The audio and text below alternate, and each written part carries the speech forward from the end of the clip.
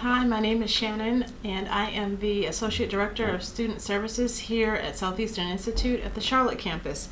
So today I'm going to share some information with you regarding networking, just networking do's and don'ts. And I find networking is always one of those things that, we say we're going to head out to an event and do some networking, and then often you get there and you have to deal with the fact that you don't know anyone there.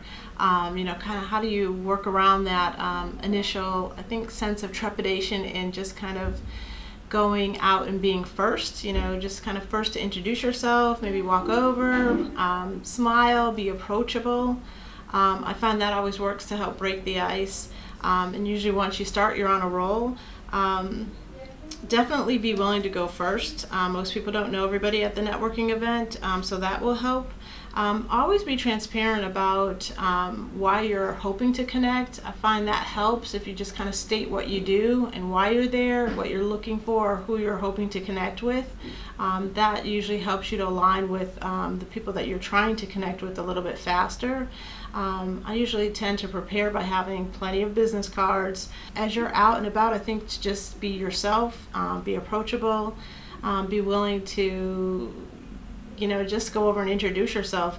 So just a couple of other tips that I would say with regards to what to do.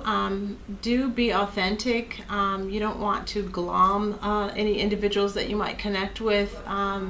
We've all had that moment where it's a little awkward or uncomfortable as you're trying to connect with somebody and explain why you'd like to connect with them. But just be authentic, be willing to ask questions. Most people love to share about what they do. I usually just kind of briefly state what I'm doing and then kind of open up so that the other person has an opportunity to speak. The other thing too is once you've made that contact, you want to make sure that you follow up. Always, if you've exchanged cards and you think that there's something that will come from that, be sure to follow up. Send an email, maybe even invite that connection out to have a cup of coffee at a later date just to explore things further.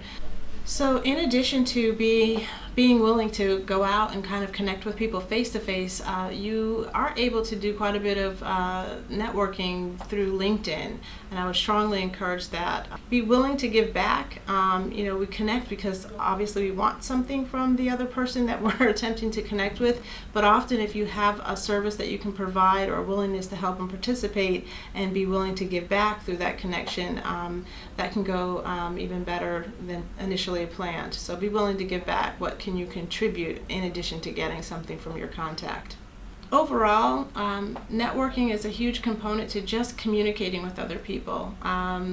You can be strategic about how you go about planning your next networking event. You can get the list of people that will be attending so that you kind of have an idea of who's there ahead of time and you make it a goal to connect with them.